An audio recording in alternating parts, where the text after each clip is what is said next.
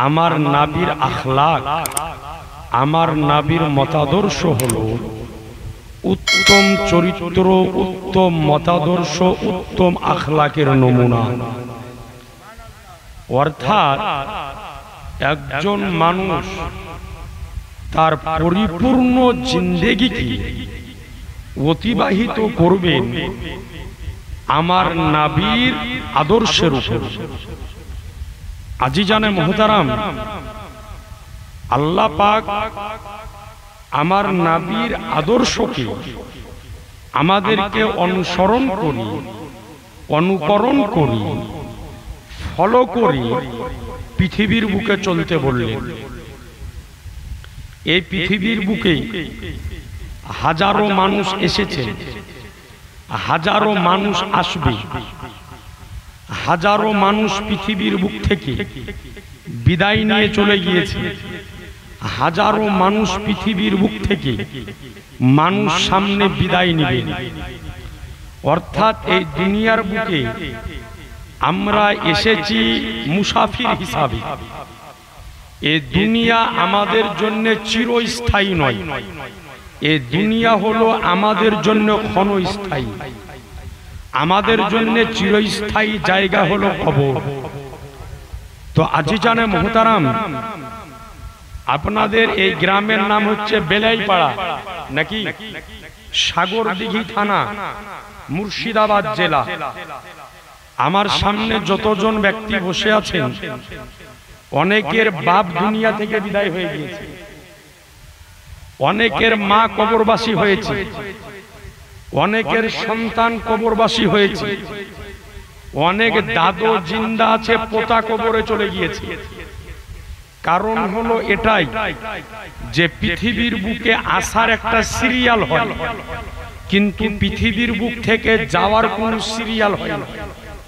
পৃথিবীর বুকে আসার সিরিয়াল এই রকম হয় যে আগে আসে দাদু, তারপরে আসে ছেলে, তারপরে আসে দাদার পোতা।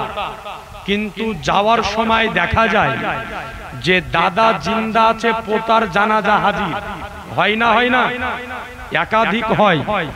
তো পৃথিবীর বুক থেকে একজন মানুষ ইন্তেকাল করে যখন চলে যায়, তো তার সমস্ত কিছু শেষ হয়ে যায়। তার সম্পদ সম্পত্তি যেটা থাকে, এটা মিরাস অনুযায়ী ওয়ারিসদের মধ্যে বন্টন হয়ে যায়। টাকা পয়সা যেটা থাকে ওটা ছেলে মেয়েরা ভাগ করে নেয়। কিন্তু একজন মানুষ পৃথিবীর বুক থেকে বিদায় হয়ে যাওয়ার পরে পৃথিবীর বুকে তার জন্য যে জিনিসটা জীবিত থাকে তার নাম হলো তার চরিত্র, তার আখলাক। যেমন আপনাকে বলি, ধরুন আপনাদের গ্রামের কোনো একজন ব্যক্তি মানুষের সাথে ভালো ব্যবহার করে, ভালো আচরণ করে, ভালো আদর্শ রেখে, ভালো আখলাক দেখিয়ে দুনিয়ার বুক থেকে বিদায় নিয়েছে। তো ওই ব্যক্তি মারা যাওয়ার পরে মানুষ আলোচনা করে যে আমাদের গ্রামে অমুক লোকটা ছিল, খুব ভালো ব্যক্তি ছিল।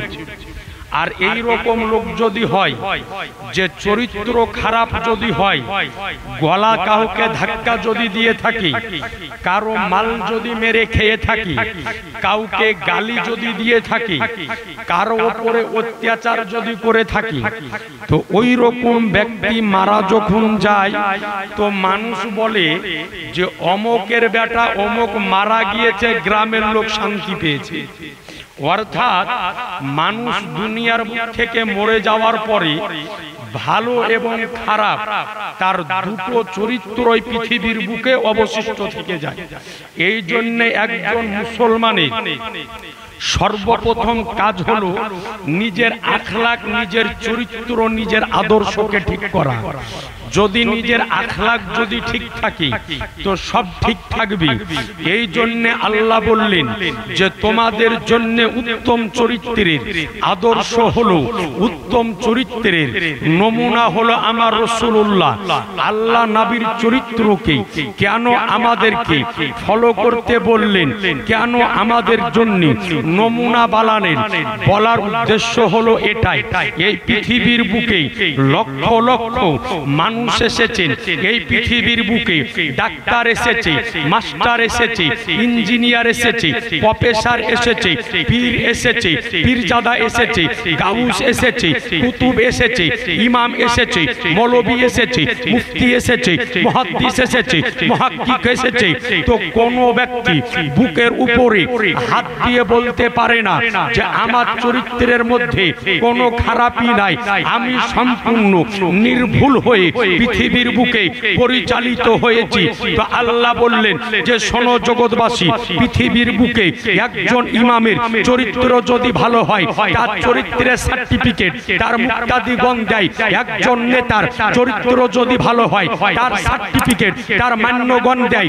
একজন পীরের চরিত্র যদি ভালো হয়, তো তার চরিত্রের সার্টিফিকেট মুরিদ বর্গগণ দেয়।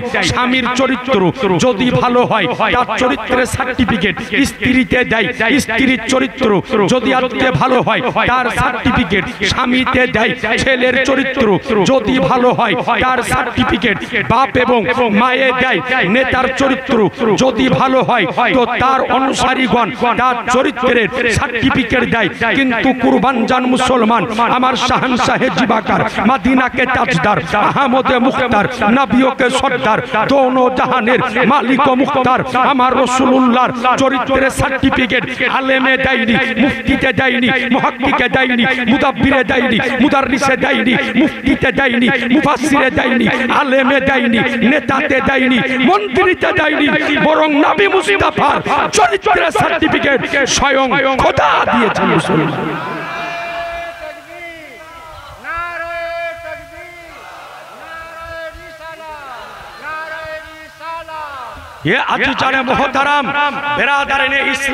তাহলে বোঝা গেল যে নবী মুস্তাফার চরিত্রের মধ্যে কোনো দাগ ছিল না, নবী মুস্তাফার আখলাকের মধ্যে কোনো কমতি ছিল না, নবী মুস্তাফার চরিত্রের মধ্যে কোনো খারাপি ছিল না। অর্থাৎ আল্লাহ পাক এই পৃথিবীর বুকে নির্ভেজাল করে, গুনাহ মুক্ত করে, মাসুম করে, গুনাহহীন করে আজকে পৃথিবীর বুকে আমার রাসূলুল্লাহকে প্রেরণ করেছেন। ও নবীর চরিত্র আজকে কেমন ছিল আপনার নিকটে বলতে চাই। আম্মা জান আয়েশা রাদিয়াল্লাহু আনহাকে সাহাবায়ে কেরাম জিজ্ঞাসা করলেন যে আমার নবীর চরিত্র কেমন ছিল? তো আম্মা জান আয়েশা বললেন হুয়াল কোরআন, অর্থাৎ নবীর চরিত্র কোরআন ছিল।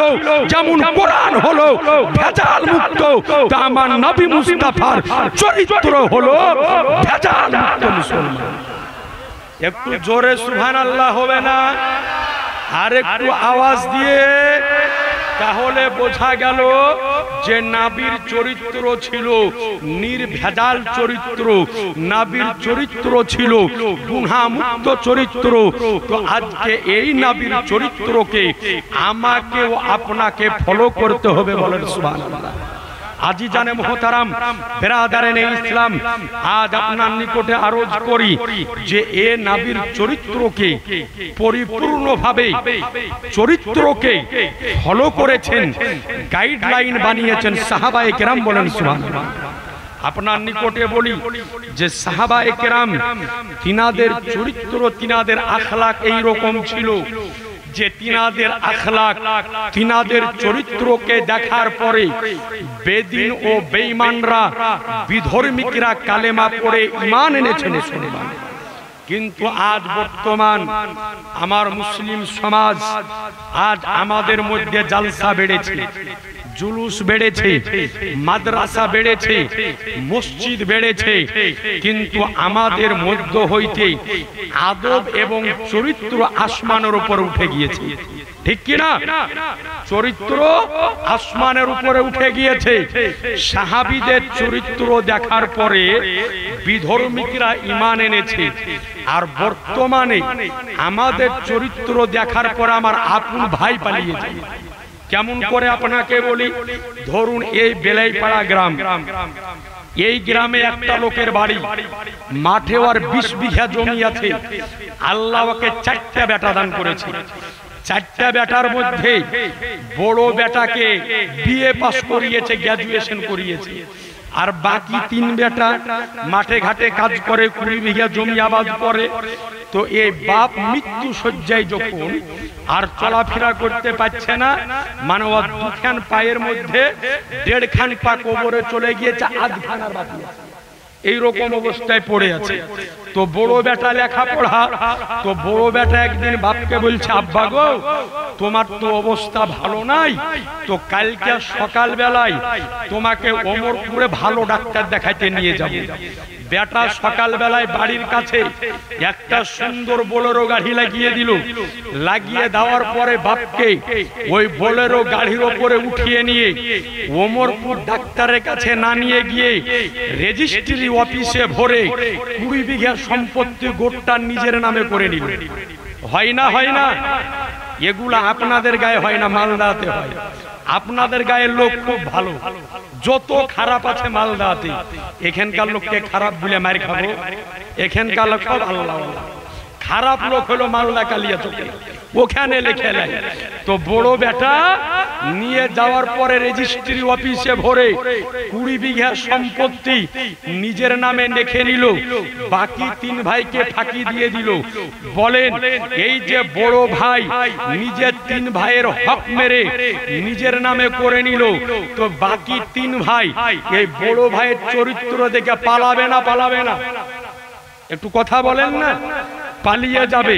তাহলে বোঝা গেল যে আজ আমাদের মধ্যে এই রকম চরিত্রের মানুষ একাধিক আছে। এই জন্য আপনার নিকটে অনুরোধ, নিজের চরিত্রকে ঠিক করুন, আখলাককে ঠিক করুন। নিজের চরিত্র যদি ঠিক থাকে, আখলাক যদি ঠিক থাকে, তবে আপনার আমল ও ঈমান ঠিক থাকবে। আখলাক আর আচরণ যদি ঠিক না থাকে, তো আপনার ঈমান আমল কিছুই ঠিক থাকবে না। এই জন্য একজন মুসলমান হিসাবে সর্বপ্রথমে আপনাকে নিজের আদব, নিজের আখলাক, চরিত্র ঠিক রাখতে হবে। আজ থেকে আপনি 20 থেকে 30 বছর পূর্বে যান। আমার সামনে অনেক জ্ঞানী গুণী লেখাপড়া শিক্ষিত ব্যক্তি মঞ্চের উপরেও আছেন, নিচেও আছেন। আপনাদেরকে বলি যে পূর্বের যুগের, অর্থাৎ আজ থেকে 25 থেকে 30 বছর পূর্বে স্কুলের ছাত্র যারা স্কুলে লেখাপড়া করেছে যারা, তো উনাদেরকে দেখতাম সাইকেল চালিয়ে যদি যেত, আর যদি দেখতো আমার শিক্ষক আসতেছে, তো সাইকেল থেকে নেমে যেত। কি কথা ঠিক না ভুল? সাইকেল থেকে নেমে যেত। কিন্তু বর্তমান যুগের স্কুলের ছাত্রের মধ্যে চরিত্র আপনি পাবেন না। আপনি যদি দেখে যে আগে আমার মাস্টার, তো পিছন থেকে জোরে সাইকেল চালিয়ে মাস্টার আগা মারে না? মারে না? অর্থাৎ ওই আখলাক আর আখলাক সমান হচ্ছে না। এরপরে আপনি চলে যান আজ থেকে 15 থেকে 20 বছর পূর্বে স্কুলের ম্যাডাম যারা, দিদিমণি যারা, বিটি ছেলে মাস্টারনি যারা স্কুলে যারা পড়ায়, তো ওদের সাথে স্কুলের ছাত্রের সম্পর্ক ছিল মা এবং বেটার। অর্থাৎ একজন মায়ে তার বেটাকে যেরকম স্নেহ করত, তো একজন স্কুলের দিদিমণি, ম্যাডাম, স্কুলের মাস্টারনি তার ছাত্রকে ওই রকম স্নেহ করত। একজন সন্তান তার মাকে যেরকম আদব করত, একজন স্কুলের মাস্টারও ছাত্র নিজের ম্যাডামকে ওই রকম আদব করত। কিন্তু আজ মোবাইল আপনি খুলেন, একাধিক রিপোর্ট এই রকম পাওয়া যায় যে স্কুলের ছাত্রতে ম্যাডাম নিয়ে পালিয়ে গেছে। পালাই না? পালাই না ভাই? একাধিক পালিয়ে যায়। এরপরে আপনি চলে যান আজ থেকে 15 থেকে 20 বছর পূর্বে, যদি আপনি চলে যান তো দেখতে পাবেন যে স্কুলের একজন ছাত্র তার মাস্টারকে ওই রকম ভয় করত যেমন নিজের বাপকে ভয় করত। কিন্তু আজ বর্তমানে মাস্টার আর ছাত্র একসাথে দাঁড়িয়ে বিড়ি টানে। টানে না? টানে না ভাই? অর্থাৎ পূর্বের যুগের যে আদব আর এখন ওই আদব কিন্তু আপনি খুঁজে পাবেন না। আর একটা বাস্তবিক কথা আপনাকে বলে দিই, ভালো করে শুনেলেন। মা বোনেরা আমার অনেক আছে। এই যে আমার বাবা জীবন জিনারা সামনে স্টেজের উপরে যে বাবা জীবনরা বসে আছেন, ইনাদের স্ত্রী যদি থাকে, আমি দেখেছি আমার নানি দাদিদেরকে যে বাড়িতে যদি প্লেট নিয়ে খেতে যদি বসেছে, আর হঠাৎ বাড়িতে যদি জামাই প্রবেশ করে গিয়েছে তো খাবারের প্লেট নিয়ে আগেকার মহিলারা অন্য রুমে চলে গিয়েছে যে জামাইয়ের সামনে খাবো না, করেছে না করেনি বাবা? এরকম করেছে। কিন্তু বর্তমান যুগের শাশুড়িদের মধ্যে এই আদব আপনি পাবেন না। বর্তমান যুগের শাশুড়িদের মধ্যে এই আখলাক আপনি পাবেন না। এমনও শাশুড়ি আছে যে এমন করে শাড়ি পরে আজকে জামাইয়ের মোটরসাইকেলের ব্যাক সিটে বসে যে বোঝা যায় না ওটা শাশুড়ি না বাড়ি হলি, আপনি বুঝতে পারবেন না। আজ আপনি সোশ্যাল মিডিয়া খুলেন, একাধিক জায়গাতে জামাই আর শাশুড়িকে গন্ডগোল পাকিয়ে দিয়েছে। আমাদের মুর্শিদাবাদে একটা থানা আছে, ইসলামপুর থানা, নাম শুনেননি? জলঙ্গির দিকে ইসলামপুর থানা। তো কিছুদিন আগে ইসলামপুর থানা থেকে একজন ফোন করছে, বলে মুফতি সাহেব একটু আমাদের এখানে আসেন তো, খুব দরকার। তো বলি হ্যাঁ গো, কি দরকার গো? তো বলে আর বলিয়েন না, শালা ভুলতেও লজ্জা লাগছে। তো বলছে আরে বলেন না গো, কি হয়েছে? তো বলছে আর বলিয়েন না গো, জামাই শাশুড়িতে গন্ডগোল করে ফেলেছে। চিন্তা করেছে, বলছে জামাই শাশুড়িকে গন্ডগোল করে ফেলেছে। তার মানে হলো এটাই যে পূর্বের যুগের নারীদের মতো আদব আপনি এখন বর্তমানে পাবেন না।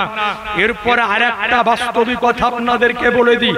আপনারা রাগ করছেন কি? রাগ হচ্ছে কি? একবার জোরে সুবহানাল্লাহ বলেন। আর একটা কথা আপনাকে বলে দিই, এই যে সমস্ত মা বোনেরা আছে, ইনাদের মধ্যে বয়স্কা মহিলা যদি থাকে তো ওকে যাওয়ার পরে যদি বলেন যে চাচি আপনার স্বামীর নাম কি, তো জীবনে ভুল করে স্বামীর নাম মুখে লাই না। আগেকার মহিলারা বলে অমকের আব্বা, অমকের চাচা, অমকের বড় আব্বা, স্বামীর নাম মুখে লাই না। কেন? যে স্বামীর নাম নিতে গিয়ে বেয়াদবি হয়ে যেতে পারে। মাসালা হলো এটাই যে স্বামীর নাম স্ত্রীর জন্য মুখে নেওয়া নাজায়েজ নয়, কিন্তু আদবের জন্য না নেওয়াটাই উত্তম। আদবের জন্য না নেওয়াটাই হলো উত্তম। এখনো ওই আদবটা পূর্বের নারীরা বজায় রাখে। আর বর্তমান যুগের মেয়েদেরকে খালি জিজ্ঞাসা করেন গা হ্যাঁ তো স্বামীর নাম কি, আপনার জিজ্ঞাসা করা হবে না, 3 বার বলা শেষ। আপনি খোঁজ নিয়ে খালি দেখেন। তো সুতরাং আপনাদের নিকটে আবেদন করব যে আজ নিজের আখলাককে, নিজের চরিত্রকে পরিবর্তন করেন। আপনি রাস্তা দিয়ে যখন চলবেন, আপনি কথা যখন বলবেন, যেন আপনার কথা শুনে আপনার আজকে আদব থেকে একজন বিধর্মীক যেন বুঝতে পারে যে এটা হলো ইসলাম ধর্মের মানুষ। আজ আপনাকে বলি, আমার মাওলায়ে আলী মুশকিলে কুশা হায়দারে কাররার সাহেবে জুলফিকার হযরতে আলী মুর্তজা রাদিয়াল্লাহু তাআলা আনহু যখন মদিনার খলিফা পদে অধিষ্ঠিত, চতুর্থ খলিফা হযরতে আলী রাদিয়াল্লাহু তাআলা আনহু, তো ওই সময়তে ওই মদিনাতে একজন বিধর্মী ছিল। তো ওর কাজ ছিল প্রতিদিন আমার নবীকে 100 টাকা করে গালি দিতে। আমার নবীকে প্রতিদিন 100 টাকা করে গালি দিত। তো হযরতে আলী রাদিয়াল্লাহু তাআলা আনহু মনে মনে ভাবতেন যে তোকে খালি একদিন সুযোগে পাইলি, একদিন যদি সুযোগে পাইলি তাহলে তোর কাম আমি তামাম করে দিব। তো হযরতে আলী হাঁটতেছেন, হঠাৎ দেখতেছেন ওই বিধর্মী ব্যক্তি যে আমার নবীকে প্রতিদিন গালি দেয়। তো হযরতে আলী রাদিয়াল্লাহু তাআলা আনহু ওই বিধর্মীকে আপনার ধরার পরে চিৎ করে শুইয়ে দিয়ে বুকের উপরে বসে গিয়েছে। সুবহানাল্লাহ হবে না? হযরতে আলী চিৎ করে শুইয়ে বুকের উপরে বসে গিয়ে জুলফিকার বের করে ফেলেছেন, গলাতে লাগিয়ে দিয়েছে। যে হযরতে আলী গলায় লাগিয়ে দেওয়ার পরে ইরাদা একটাই যে আমার নবীকে গালি দিয়েছে, এর পৃথিবীতে বেঁচে থাকার কোনো অধিকার আর নাই, একে দুনিয়ার বুক থেকে বিদায় হয়ে যেতে হবে। তো যেমনই গলায় লাগিয়ে দেওয়া, ওই বিধর্মী ব্যক্তি নিচ থেকে শুয়ে শুয়ে হযরতে আলীর চেহারার উপরে থুতু চালিয়ে দিয়েছে। যেমনই ছুতু চালিয়ে দেওয়া হযরতে আলী রাদিয়াল্লাহু তাআলা আনহু তার সিনার উপর থেকে নেমে গিয়েছে। নেমে যাওয়ার পরে হযরতে আলী ওই বিধর্মিককে বলতেছেন যে যা, তোকে মাফ করে দিলাম, বাড়ি চলে যা। ওই বিধর্মিক বলতেছে, আলী তোমার তো রাগ বেশি হওয়ার দরকার। এক তো হলো তোমার নবীকে প্রতিদিন গালি দিই, আর দ্বিতীয় হলো তোমার মুখে থুতু দিয়েছি।